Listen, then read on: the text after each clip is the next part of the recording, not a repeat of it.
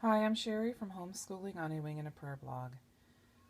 As a part of the do-it-yourself homeschool planner, you need to include, of course, the pages that you'll do the actual planning on. But before I discuss that, I do have a video which shows you how I created my front and back and middle covers for my planner. You can click that card up here and that'll link you over to that.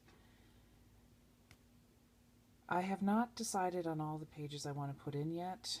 What I'm showing you right now just happens to be the ones that I'm pretty sure will go in. If not this year, then definitely the following. I will put all the links for all of the things that you can download, whether it be for free or at a price, in the description box. You will see some pages that I created myself. I do not have those downloadable anywhere, simply because they're just so personal to what my son is studying. And you can definitely create that yourself using MS Word or other programs like that to create something that's a little more specific to your needs. All right.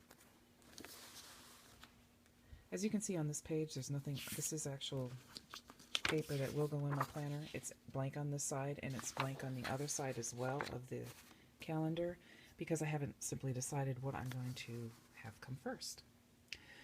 I do not know where I found this. This is the only page I'm completely baffled by. I believe it's just a free calendar download you can find on the internet, but it could be from MS Word or possibly even Tina's Dynamic Homeschool Plus. I think it's probably the first. If you recognize it, let me know and I'll put a link in. I wanted to have the 2016-2017 double page spread here so I could just do a quick view of what's coming up. And I wanted it pretty plain, trying to save ink, and I also don't want it real cluttered because then it becomes confusing to me. What I did do on my master, though, is a new thing I found that just works super swell. That's using washi tape. Found this, I believe, at Hobby Lobby. You can find it anywhere at any craft store, actually, even the grocery store I found some. Anyway, on my master, I went ahead and put it across. I wanted several copies of this, one for my planner, one for my son's, and also for the classroom. So that's why I did it that way. But you could certainly just run the washi tape across your page and call it a day. So I have that. It adds a nice bit of color, but not too much.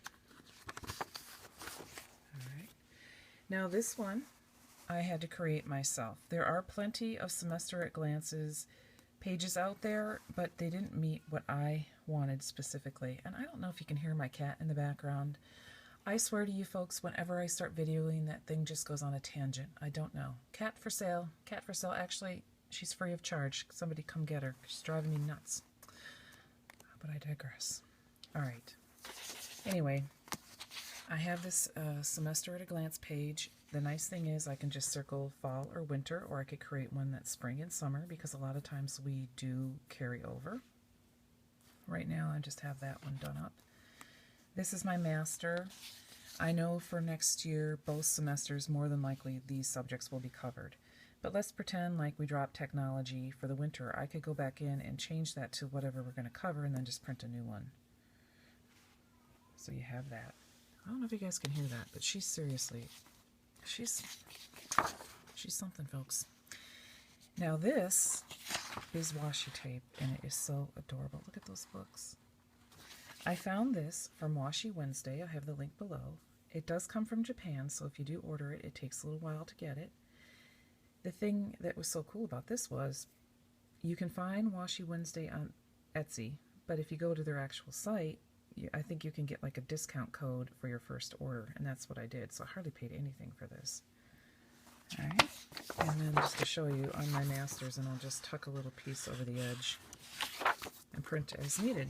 And if you're careful, you can actually peel that up and reuse it on another page, which is extra cool because you can save even more money. So that's a way of creating a Semester at a Glance page for yourself. Now this one, Objectives at a Glance, I got for free from Tina's Dynamic Homeschool Plus. I believe this happens to be one of those that you have to belong to her newsletter in order to get access to. You can go through her site. She has plenty. Let me move this over. She has plenty that are free of charge, and others you just have to get via the newsletter. or you can purchase. One of the reasons why I really like this layout is because it's not dated, so I can use it for the next 3 years, no problem. This is my master, and it gives me plenty of room to write down any goals or plans that I have for the entire year, actually. So that's kind of cool. Another section I will have in here are notes and things where I can write down any ideas or plans or cool things I come across, websites, blah, blah, blah. I didn't want to pay for something like this when I knew I could create it, so I just went into MS Word, typed this up. On my master, ran different washi tapes across. Here's another one. This is the world map, ancient world map. Again, I believe I found that at Hobby Lobby. I don't know which ones I'm going to put in my planner this year yet. Now these next few ones are from Tina's Dynamic. This is through the newsletter. You have access for these. And the funny thing is these lines are supposed to go all the way across and down the page, and for whatever reason when I went to print, that's all I got. And at first I was a little bit upset. I'm like, oh no. And then I realized, you know what, that's okay. I can title this and then I can jot down a bunch of notes. That's just how I operate anyway, so I was cool with it. This one came with that kind of design down the side. On the back of the master, I went ahead and put matching washi tape. So this one definitely is going to go in the planner. I'll put this over. Here's another version, a little more girly. And then I used washi tape that kind of matched. I did put some on the bottom here. I was finding with my printer that if I was putting stuff on the bottom, sometimes it wasn't scanning and it was missing it. So I figured, oh well, just keep it at the top. And it also saves on color. A really nice place to go to is the printablepaper.net. They have tons of different types of pages, and you don't just have to use it for your planner, you can use it for anything. This you can see. I printed off, it came in like 2 per page, and this is kind of like a list. And so as the weeks go through, oh, this cat, I'm sorry folks, she's really on my nerves. Seriously, cat for free. She's over there talking now. She seriously talks, people. Alright, so I can list each week when I'm doing this, like when I'm setting up my schedule for the week, I need certain things for science or history. I can just jot them down. This will not go in the planner. This will actually just be sitting along the side. And then I can go around the house and find those items, or I'll take it with me when I go shopping. And that way I know this is my school must-have list. They also have like these pages that look like school paper, but they're much nicer for printing because they're, as I think it was Catherine pointed out, it doesn't have that aged look. It's more clear and bright and prints off better. They also have graph paper. I love that. They have different sizes. This happens to be the one I chose, and I will use a lot in my planner. Alright, now we're going to go to class descriptions and grades. This section is pretty sad right now. I just haven't given it much time. Obviously for the grades, I'll just need to type up some pages that have the different subjects, and then I'll just keep track of his grades so I can tally it at the end of the year.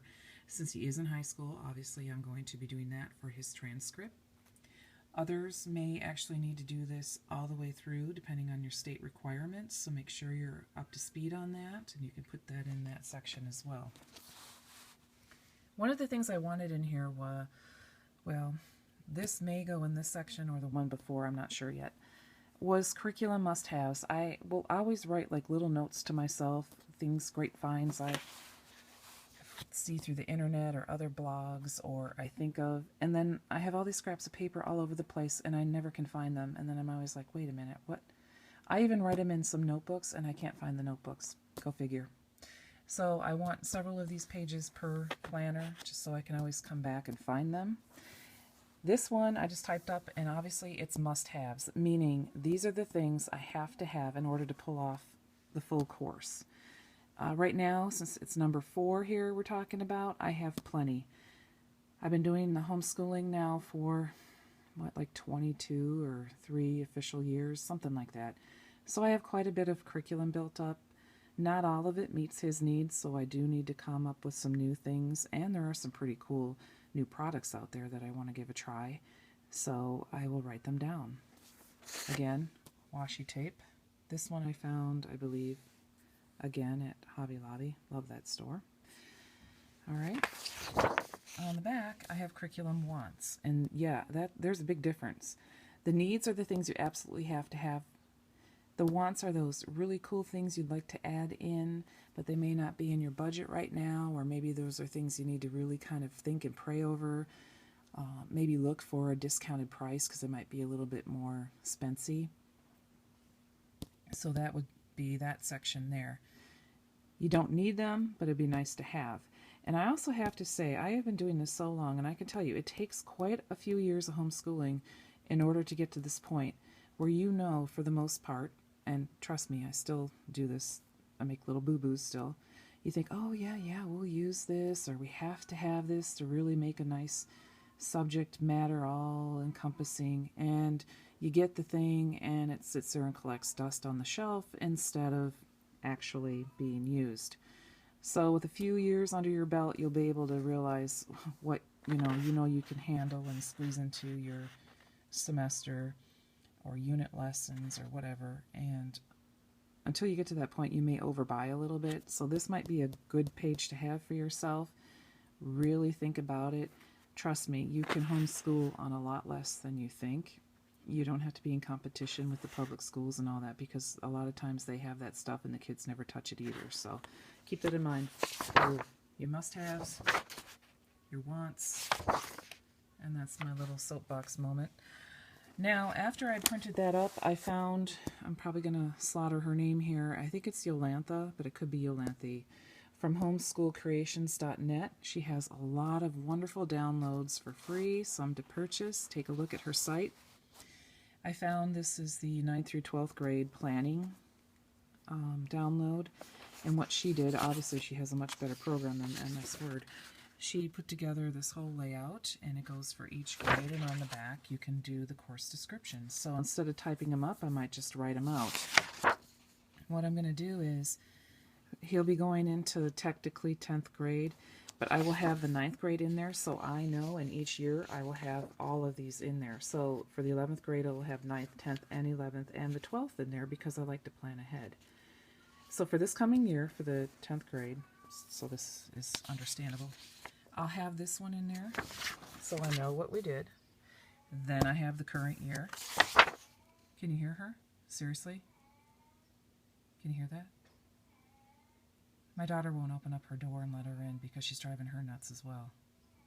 This is what we put up, folks, every day with this kid. Very strange. All right, 11th grade. Plan ahead. Another thing she also had in there was the curriculum shopping list. And this is really handy. You don't need it. You can just make a tally list if you want, but I printed off one of these. I will not put this in the planner because if I am going to be going out and about and shopping for curriculum, I want to take this with me. I printed off both sides. So that's an idea. All right, now I didn't have anything I could find like this, so I created this MS Word, just did that, used some little pictures there. Using the printablepapers.net to-do list, on my master just ran some washi tape. I call this the U.S. mail tape up there. And then I printed off what I needed. So as the semester's going, I can just do a running tally of things I need to do. And this will be the utmost important things. I'll come in there and take a look-see and know what I got to do. There's also a ton of field trip ones that you can print, but ours, it just didn't meet our needs. All I need to know is the date, the place, and who the contact is. Simple. I did put a little additional notes in here in case we had to bring something weird. And then I have some more of the note pages. This is actual, and I put the graph paper because usually halfway through the year I like to move the room around. Then again, running out of time here. Same thing, same thing. And then on the final, I just did washi tape on my master and left it blank because I might want to plan out the spring, summer, or the following year there. And right now, that's all I have for this section. Now, if you have any questions, please leave them down below. I hope I can answer them. I'm going to have another video coming real soon that shows you the weekly schedule layout. Please give me a thumbs up if you liked it. Leave any comments that are, relating to this, and like I said, I can hopefully answer them for you. In the meantime, thanks for watching and listening to my crabby cat.